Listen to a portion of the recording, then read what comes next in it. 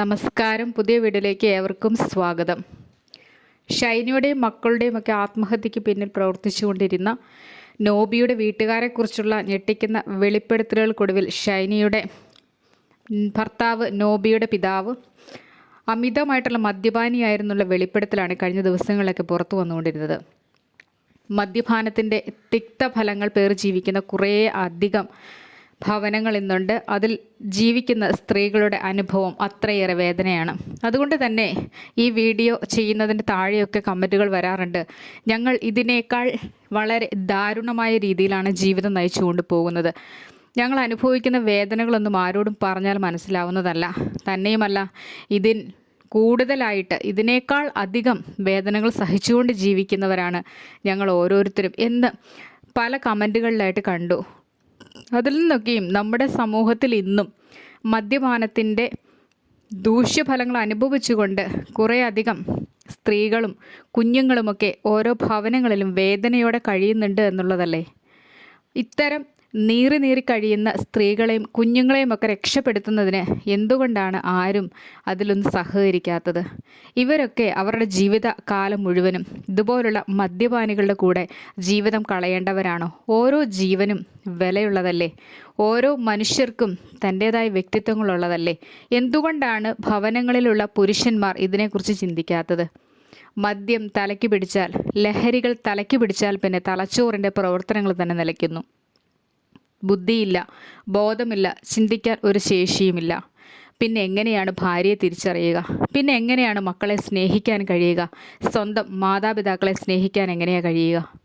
ചില ഭവനങ്ങളിൽ പിതാക്കന്മാരാണ് മദ്യത്തിന് അടിമകളായി വന്ന് മക്കളെയും മരുമക്കളെയും കൊച്ചുമക്കളെയും സ്വന്തം ഭാര്യയുമൊക്കെ മുറിവേൽപ്പിക്കുകയും അടിക്കുകയും മാനസികമായിട്ട് പീഡിപ്പിക്കുകയും ഒക്കെ ചെയ്യുക.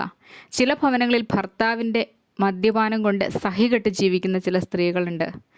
ഇന്ന് എന്തെങ്കിലുമൊക്കെ തൊഴിലെടുത്തുകൊണ്ട് മുൻപോട്ട് പോകാം, മക്കളുടെയൊക്കെ വിദ്യാഭ്യാസം അങ്ങനെ നടത്താം എന്ന് കരുതി ഭർത്താവ് ഒരു വശത്തുകൂടി മദ്യപിച്ച് നടക്കും.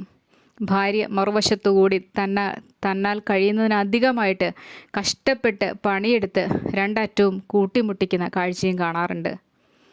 ഓരോന്നും അനുഭവങ്ങളിൽ വരുമ്പോൾ മാത്രമേ മനുഷ്യർ പഠിക്കുകയുള്ളൂ. സങ്കടങ്ങളും ദുരിതങ്ങളും മാത്രം നിറഞ്ഞ ജീവിതങ്ങളിലൂടെ കഴിഞ്ഞു പോകുന്ന ചില സ്ത്രീകളുമുണ്ട്. സ്ത്രീകളാണ് ഏറെയും ദുരിതങ്ങൾ അനുഭവിക്കുന്നവർ. കാരണം അവർക്ക് മക്കളെക്കുറിച്ച് ആദിയുണ്ട്. മക്കളുടെ പഠനം എങ്ങനെ നടക്കും? മക്കൾക്ക് എന്ത് ഭക്ഷണം കൊടുക്കും?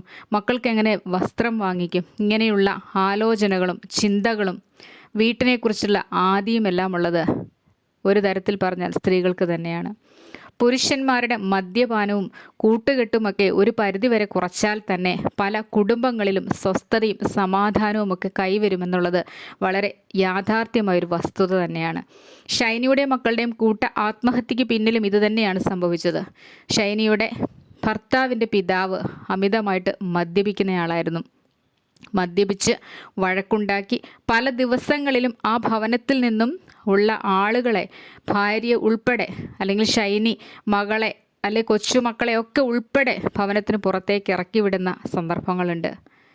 മാരകമായിട്ടുള്ള ആയുധങ്ങൾ ഉപയോഗിച്ച് മുറിവേൽപ്പിക്കാൻ തുടങ്ങുന്ന സന്ദർഭങ്ങളും ഉണ്ടായിട്ടുണ്ട്. ഇതൊക്കെയും അറിയാവുന്നവരാണ് ആ വീട്ടിൽ താമസിക്കുന്ന മക്കൾ എന്തുകൊണ്ട് ഇതിനൊന്നും തടയിടുന്നില്ല? ആർക്കാണ് ഇതൊക്കെ ഇനി തടയിടാൻ സാധിക്കുക? ഇതെന്നും സഹിച്ച് ജീവിക്കണോ സ്ത്രീകൾ, അല്ലെങ്കിൽ ഭാര്യമാർ? ഒരു ആയുഷ്കാലം മുഴുവനും ഇങ്ങനെ ജീവിച്ച് ഒടുങ്ങേണ്ടവരാണോ സ്ത്രീകൾ? ചിന്തിക്കേണ്ടിയിരിക്കുന്നു. ഇതിൽ നിന്നൊക്കെ ഒരു മോചനം ആവശ്യമാണ്. സന്തോഷമുള്ള ഒരു ജീവിതം കൊടുക്കുകയല്ലേ ചെയ്യേണ്ടത്? കുടുംബം എന്ന് പറഞ്ഞാൽ സന്തോഷത്തോടു കൂടി ജീവിക്കാൻ കഴിയണ്ടേ? സുരക്ഷിതത്വം ഉണ്ടാവേണ്ടേ ഒരു വീടിനുള്ളിൽ? ഷൈനിക്കും മക്കൾക്ക് സംഭവിച്ചതുപോലുള്ള ദാരുണമായിട്ടുള്ള മരണങ്ങൾ ഇനിയും സംഭവിക്കാതിരിക്കട്ടെ. അതുകൊണ്ട് തന്നെ ആത്മഹത്യയിലേക്ക് നയിക്കുന്നതിന് മുൻപേ ഓരോ കുടുംബങ്ങളിലെയും പുരുഷന്മാർ ഒന്ന് ചിന്തിക്കുക. തൻ്റെ ഭാര്യയെ സംരക്ഷിക്കുന്നുണ്ടോ? തൻ്റെ കുഞ്ഞുങ്ങളെ സംരക്ഷിക്കുന്നുണ്ടോ? അതിൽ പൂർണ്ണ ഉത്തരവാദിത്വം തനിക്കല്ലയോ എന്ന് ചിന്തിക്കേണ്ടിയിരിക്കുന്നു. ഓരോ ദിവസം കഴിയും തോറും ചിലവുകൾ കൂടിക്കൊണ്ടിരിക്കുകയാണ്. സാമ്പത്തിക ബാധ്യതകളും കൂടുന്നുണ്ട്. വരവിനൊത്ത് ചെലവഴിക്കാനും അതിനൊത്ത് സന്തോഷത്തോടെ സമാധാനത്തോടു കൂടി ജീവിക്കാനുമൊക്കെ കഴിയണം. മദ്യപാനം ഒന്നിനും ഒരു പരിഹാരമല്ല.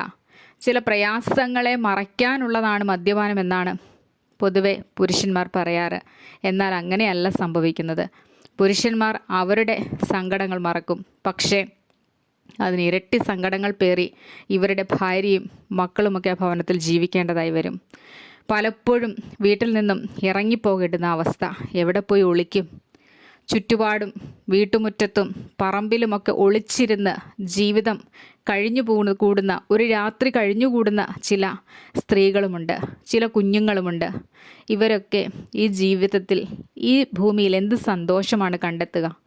ഭവനത്തിലുള്ളവർക്ക് സന്തോഷം കൊടുക്കാൻ കഴിയുന്നില്ല എങ്കിൽ അവരെയൊക്കെ ഭൂമിയിലേക്ക് നമ്മൾ ജീവനും കൊടുത്ത് നമ്മളിൽ നിന്നുണ്ടായ ജീവൻ സന്തോഷിപ്പിക്കാൻ നമുക്ക് കഴിയുന്നില്ലെങ്കിൽ ആരാണിതിനൊക്കെ നമുക്ക് വേണ്ടിയിട്ട് മുൻകൈയിട്ട് ഇറങ്ങുക? മക്കൾക്ക് വേണ്ടി ജീവിക്കുക, നമുക്കും വേണ്ടി ജീവിക്കുക, സന്തോഷം കൊടുക്കുക, സമാധാനത്തോടുകൂടി ജീവിക്കുവാൻ ഓരോ മനുഷ്യനെയും അനുവദിക്കുക, സ്വാതന്ത്ര്യത്തോടുകൂടി ജീവിക്കാൻ ഓരോ സ്ത്രീകളെയും അനുവദിക്കുക. ഇതൊക്കെയാണ് വേണ്ടത്. മനുഷ്യരുടെ ജീവന് ഇത്ര ആയുസ്സേ ഉണ്ടാവുകയുള്ളൂ. അതേതൊരു ജീവികളുടെയും അങ്ങനെ തന്നെയാണ്. ജീവനുള്ള കാലത്തോളം സന്തോഷത്തോടുകൂടി കഴിയുവാനാണ് ഓരോരുത്തരും ശ്രമിക്കേണ്ടത്. ഷൈനിക്ക് മക്കൾക്ക് നീതി കിട്ടണം. അതിന് പിന്നിൽ പ്രവർത്തിച്ചത് നോബിയുടെ ഭവനത്തിലുള്ളവരായാലും ഷൈനിയുടെ ഭവനത്തിലുള്ളവരായാലും അവരെ ശിക്ഷിക്കപ്പെടുക തന്നെ ചെയ്യണം. മദ്യപാനിയായിട്ടുള്ള പിതാവിനും ശിക്ഷ കൊടുക്കണം. നോബിക്കും അതുപോലെ തന്നെ നീതി കിട്ടട്ടെ എന്ന് ആഗ്രഹിക്കുന്നു.